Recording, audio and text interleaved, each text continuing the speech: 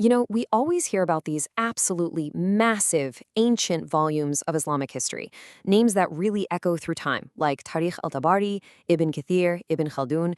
But seriously, have you ever stopped to actually wonder how these gigantic 1,000-page books even came to exist in the first place? Well, today we're diving right into this explainer of the source material to uncover what is basically a true story of survival, a massive technological revolution, and honestly, some unimaginable tragic loss. Okay, so let's start with a really fundamental question. Where does history actually come from? We totally take it for granted today that we know about the past. But rewind 1,400 years ago, right after the Prophet Muhammad passed away, there were literally no written history books in the Islamic world. None. And why is that? Well, because they just didn't need them. The companions were still walking around. They were the living, breathing history books. But, as you can probably guess, as time marched on, a massive silent problem started to brew. So, as that very first generation inevitably passes away, the new youth, the younger generation, they actually start forgetting their own history. It's crazy, but incredible world-changing moments, like the battles of Badr and Uhud, they slowly began to fade from memory. And in a stroke of sheer tragic irony, the youth started looking up to foreign figures instead. They're idolizing Roman and Persian myths, guys like Hercules and Rustum, while completely overlooking their own absolute legends like Khalid bin Walid and Ali. Their entire historical legacy was, quite literally, vanishing right before their eyes.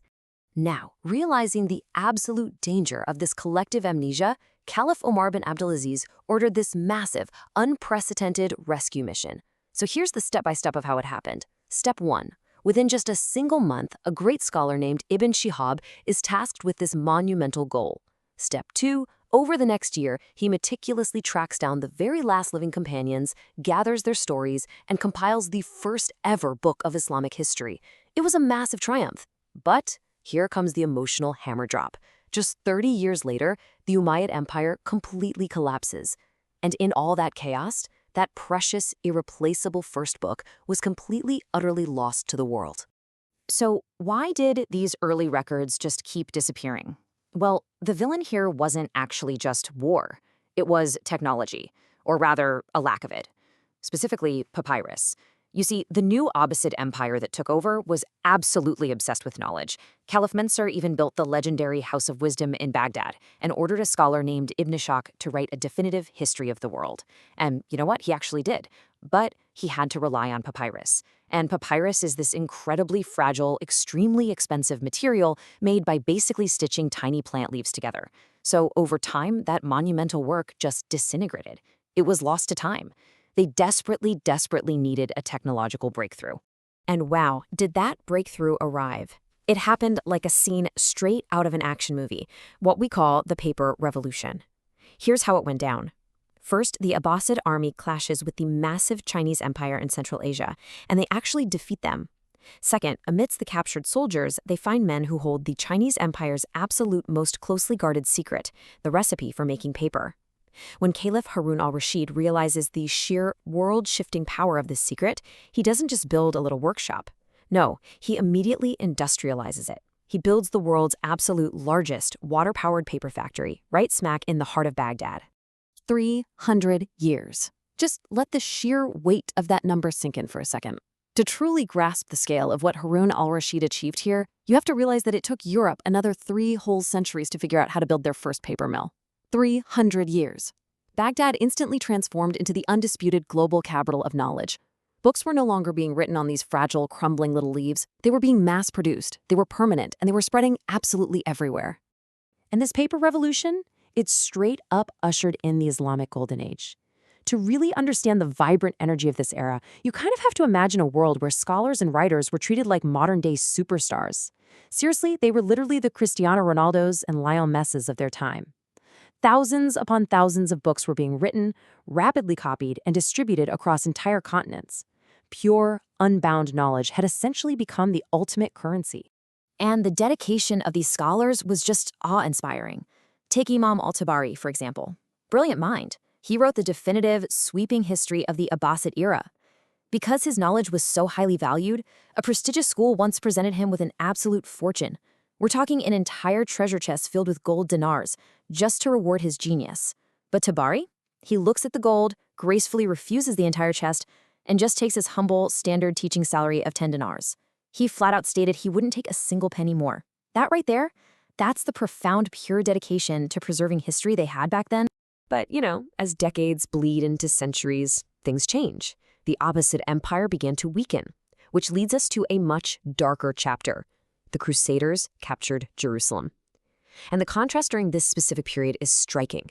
While political and military leaders often seemed, kind of apathetic about losing Jerusalem, the scholars, the historians, they were the ones who passionately kept the fire burning. Scholars like Imam Ibn az-Zakir relentlessly taught the history of Jerusalem to his students in Damascus, instilling in them this fierce dream of reclaiming it. And sitting right there in the crowd, listening to those very history lessons, was a young student named Salahuddin Ayyubi. Soon after, we see these incredible military triumphs unfolding right alongside some really fierce internal debates. Outwardly, the expansion was historic. Salahuddin successfully reclaims Jerusalem, and Shahabuddin Gauri expands deep into India. But internally, the theological fault lines were fracturing. For instance, there's this highly controversial book published in Baghdad called Fadail Yazid, which actually painted Yazid as a hero. This, as you can imagine, triggered intense ideological friction. It prompted the leading Sunni scholar, Imam Ibn al-Jawzi, to write this massive, heavily researched rebuttal just to expose the historical reality of Yazid. So you have this era defined by explosive geographical success, but it's masking a deeply, deeply fractured internal dialogue. And tragically, this internal friction rapidly mutated into a fatal distraction. It's honestly an agonizing, absurd historical irony. As the Golden Age began to decay, scholars actually stopped focusing on the hard sciences, innovation, and meaningful history. Instead, they're spending their time arguing over the most trivial things imaginable. I'm talking about debating exactly how many angels could fit on the point of a needle, arguing over what specific kind of bread Prophet Isa eat, getting totally lost in endless, toxic sectarian debates. And all the while, completely unnoticed by the distracted, bickering masses, Hulagu Khan and the merciless Mongol army are marching directly toward the gates of Baghdad. Then came the catastrophe. In 1258, the Mongols breached Baghdad. The sheer devastation of that day is hard to even wrap your head around. The indiscriminate slaughter was so absolute, so horrific, that the river Tigris literally ran red with human blood for days. But Hulagu Khan didn't just stop at human lives. He marched directly to the House of Wisdom, the greatest library on planet Earth at the time, set it totally ablaze, and threw all its precious handwritten books right into the river. Slowly, agonizingly, the water turned from red with blood to completely black with ink.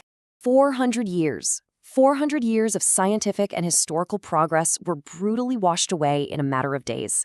The devastation was so complete that the Muslim world, which, remember, had literally industrialized the global paper trade, was suddenly forced into the grim reality of buying paper from Europe.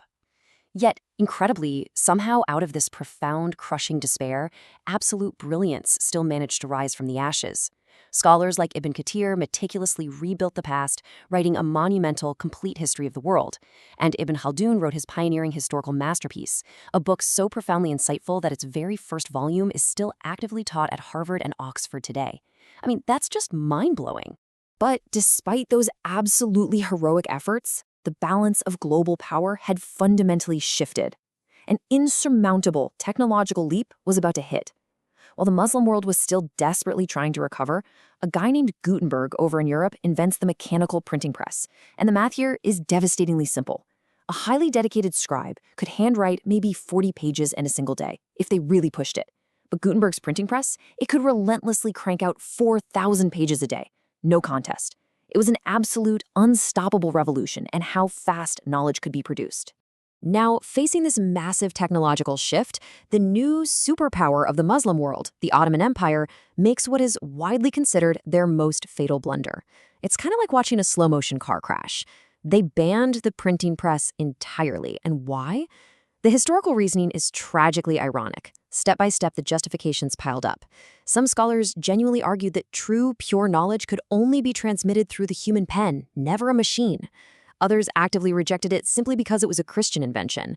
And behind closed doors, well, some leaders were deeply terrified of losing their grip on power if everyday common people suddenly had mass access to books and information. So the two worlds take completely divergent paths. While Europe is busy operating 1,000 printing presses, mass-producing books, and building these massive universities and sprawling libraries, what was the Muslim world doing?